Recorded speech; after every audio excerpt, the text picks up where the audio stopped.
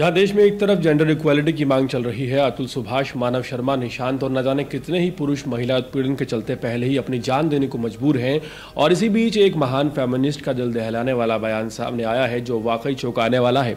इस महिला नेत्री का कहना है कि देश में महिलाओं को एक हत्या करने का कानूनी अधिकार मिलना चाहिए और ये मांग सीधे सीधे देश की राष्ट्रपति महामहिम द्रौपदी मुर्मू से की गई है। आप सोचिए कि हमारे देश में पुरुषों को जानवरों से भी बदतर समझ लिया गया है।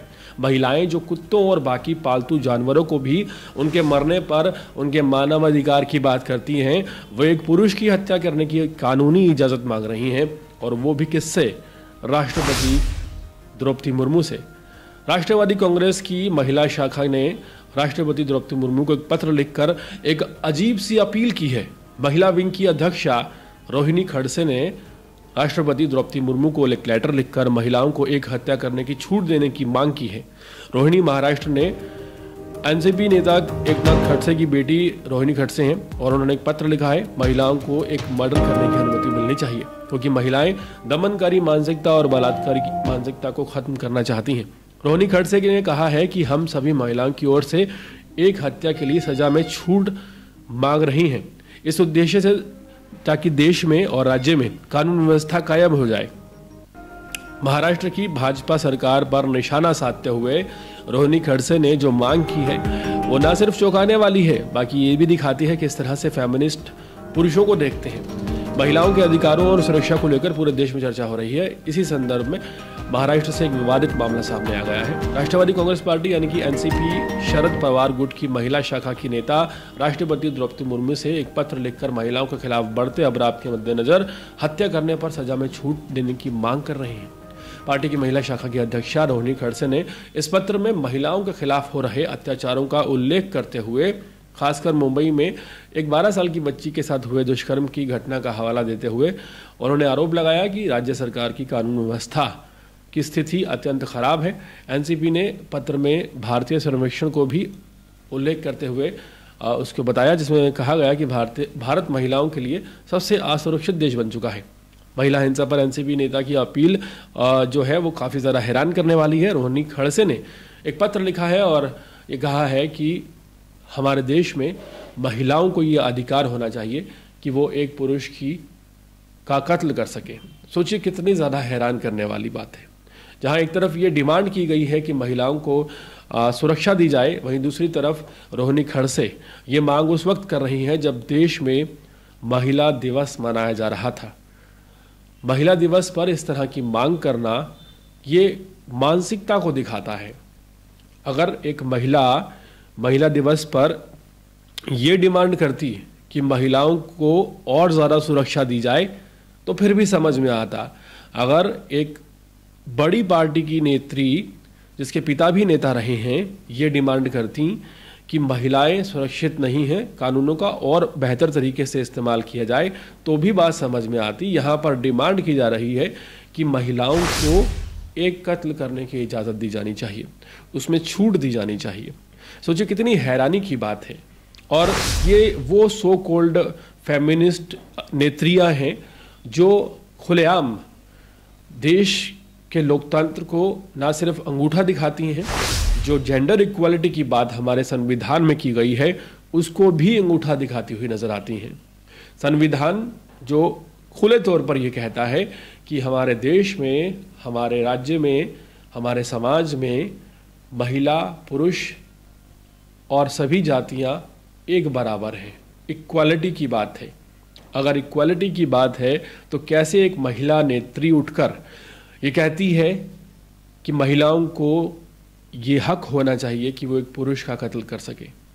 महिलाओं को फ्री बसों में सर्विस मिल रही है, कोई टिकट नहीं लगती, महिलाओं को तमाम तरह की पेंशन्स मिल रही हैं, महिलाओं को 2500 रुपया महीना दिया जा रहा है, महिलाओं को वो तमाम सुविधाएं दी जा रही हैं जो पुरुषों को पुलिस स्टेशन में नहीं मिलती। महिलाओं के लिए महिला आयोग है, महिलाओं के लिए सभी एक पैर पर खड़े रहते हैं।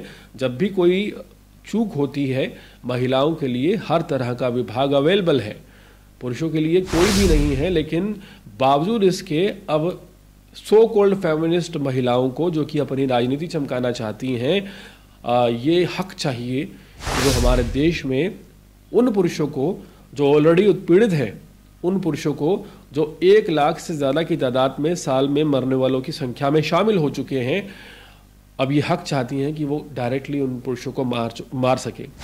लेकिन आपको बता दें कि ये हक हमारे देश में ऑलरेडी महिलाओं के पास है। इस हक को मांग कर कोई बहुत बड़ी मांग रोहिणी खड़से ने नहीं की है। हमारे देश में हर रोज़ पुरुष मारे जा रहे हैं, तमाम खबरें सामने आ रही हैं, सरकार चुप्पी साधे हुए है और हद तो तब हो गई है जब सो कॉल्ड पालतू जानवरों को बहुत ज़्यादा प्यार करने वाली ये फेमिनिस्ट महिलाएं पुरुषों की कद्र जानवरों जितनी भी नहीं समझती हैं।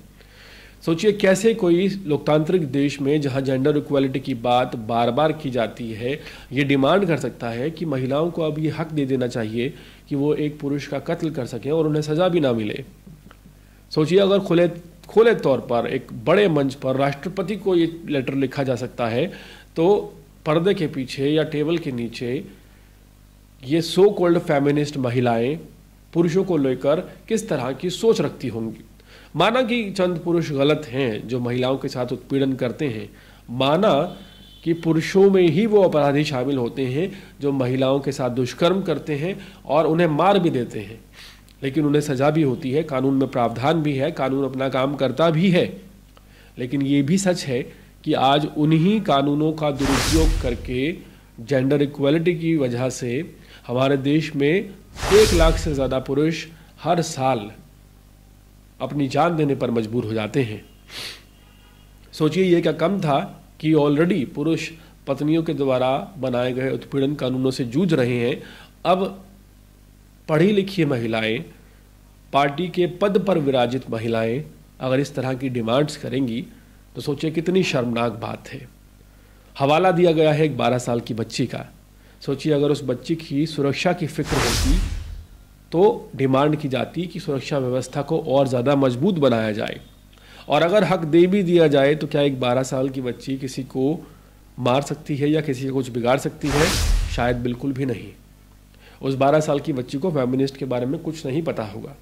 सवाल ये है कि यहाँ पर महिलाओं की सुरक्षा की बात की जानी चाहिए, यहाँ पर सिस्टम को सुधारने की बात की जानी चाहिए, यहाँ सिस्टम में वो भ्रष्टाचार मिटाने की बात की जानी चाहिए जो भ्रष्टाचार एक तरफ महिलाओं के लिए बनाए गए कानूनों का सही से इस्तेमाल नहीं होने देता, महिला भी उत्पीड़न का शिकार होती रहती हैं, दूसरी तरफ महिलाओं के लिए बनाए गए कानूनों का दुरुपयोग करके बेकसूर बेगुनाह पुरुषों को ना सिर्फ प्रताड़ित किया जाता है बल्कि मरने पर मजबूर कर दिया जाता है। इस तरह की बात ना कर इस तरह की ओछी बात करना रोहिणी खड़से को किस तरह से गंवारा हुआ और क्या उनकी सोच है पुरुषों को लेकर, ये एक बड़ा सवाल है। अपने पिता के साथ कई तस्वीरों में वो कई बार चर्चाओं में भी आई हैं। अपने पिता को लेकर अगर वो थोड़ी सी भी कॉन्शियस हैं तो इस बात को उन्हें सोचना चाहिए कि अगर उनके पिता भी एक पुरुष हैं तो आखिर वो इस तरह की डिमांड कैसे कर सकती हैं। पूरे मामले पर आपकी राय क्या है कमेंट सेक्शन में ज़रूर बताएं और इसी तरह के अपडेट्स जुड़े रहने के लिए देखते रहिए अर्पण न्यूज़। बहुत बहुत शुक्रिया।